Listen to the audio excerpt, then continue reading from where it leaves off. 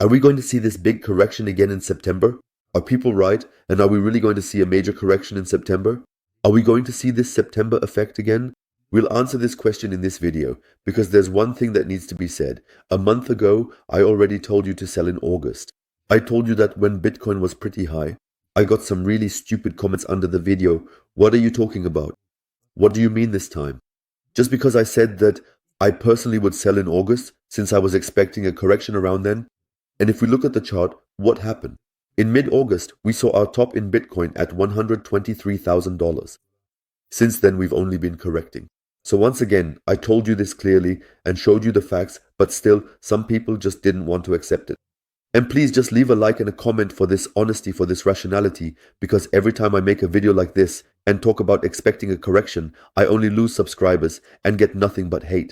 And I just want you to understand that I'm trying to stay rational here and be honest all the time, whether people want to hear it or not. So please just leave a like and a comment for that and support this video. So what actually suggests that we might go lower again in September, that we might experience this September effect again? Quite simply, it's this monthly view. We can see that basically September is the worst month in the crypto market, but also in the stock market. And that alone suggests that we could definitely see a correction. It certainly doesn't suggest that we're going to see some huge rally in September. In general, the markets are a bit more boring in September or during the summer months. We're seeing that right now as well. Liquidity is drying up. We're seeing less and less liquidity here, and as a result, it's even easier for the market makers to control the game. The market makers can currently manipulate the game much more effectively and liquidate traders much more quickly. That's simply because we currently have less liquidity in the markets. But all in all, say what you will, historically, September tends to be more corrective. That doesn't have to mean anything, but relatively speaking, September really is the worst month we can have here. What I find a bit more interesting is that we've somewhat decoupled from the M2 money supply here. We're now moving in the opposite direction. We're already correcting with the M2 money supply, even though we could actually climb a bit higher. But what also has to be said is that around the end of September, we would have seen a larger stagnation in the M2 money supply anyway. And here it has to be said, it could be that by decoupling from the M2 money supply, we're now kind of going along with this correction, and then by the end of September, things will pick up again, and we'll start following the M2 money supply once more, because the next few days will definitely show us whether we'll see another bigger correction, or if things will actually go down further. And for this, you can clearly look at these two indicators, the 20-week EMA and the 50-week EMA. If we sustainably fall below the 20-week EMA on a weekly basis, then things will go even lower. In that case, it's very likely that we'll even head towards $95,000.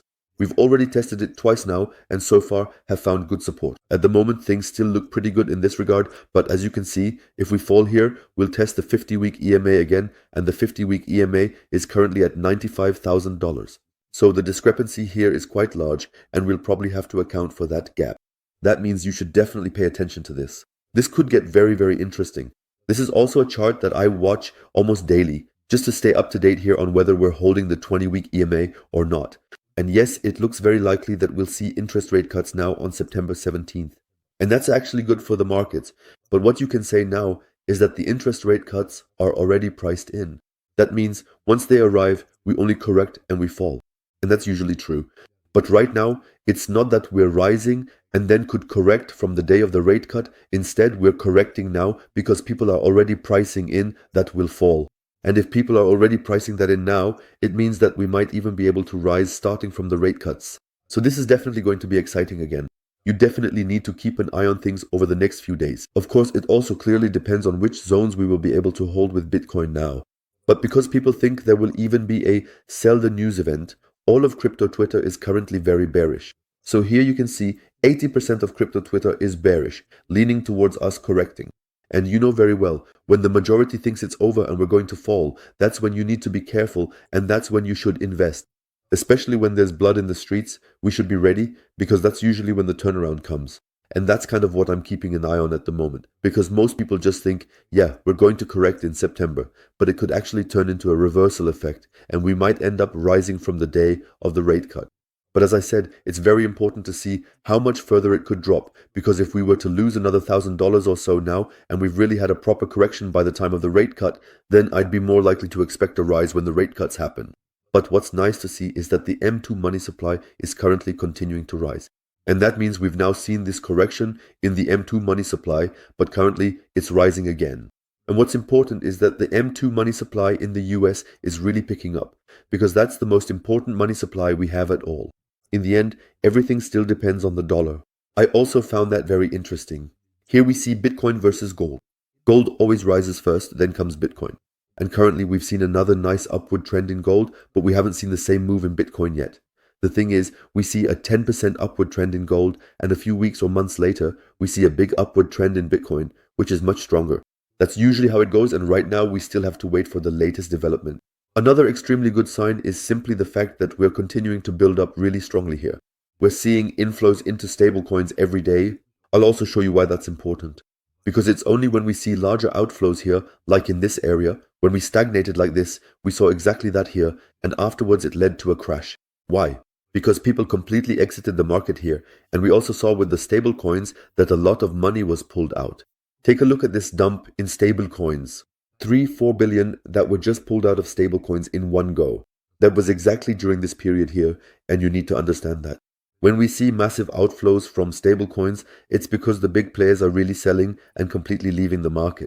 But right now, we're not seeing that at all. In fact, we're actually still seeing really nice, strong inflows the whole time. That's simply liquidity, capital that's parked and ready to be invested here in the future. And especially with the top 3 chart, we're generally moving into a bullish scenario, because usually what happens is that we break through here sustainably and then this explosion follows. Over the next few weeks, things are going to get tighter and tighter here, and it really depends on whether we finally break out, because if we break out to the upside here, we'll see a massive, massive, massive uptrend that could happen really quickly. To me, it looks like the timeline is getting tighter and tighter. As I said, we still have a few weeks, but in the next few weeks or in the next 1 or 2 months, this will be decided here. Because especially when looking at the chart between the altcoins and Ethereum, we can see that we're completely oversold here, more oversold than ever before. We're so deep in it that the chances are simply much higher that we'll finally see some performance, especially with the altcoins.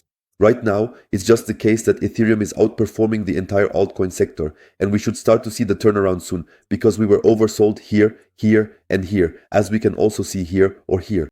But what happened after that? Afterwards, we still went up and the altcoins got a piece of the pie again. And right now we can see that we are more oversold than we have been in a long time, and I'm pretty sure that we can experience an upward trend again in the near future. And it will happen that we could see an upward trend here again. And that's why I'm definitely quite optimistic, because simply from a risk-reward perspective, it's becoming more and more likely that the altcoins can slowly start performing again, since we've just been sold off so heavily. We're still in a downtrend with Bitcoin dominance as well. Very important, I'm still targeting this zone in the bigger picture, and we're still far from reaching it. And there's really not much more to say about it. I hope you enjoyed this update video. As always, leave a like and a comment, and see you next time, friends. Bye.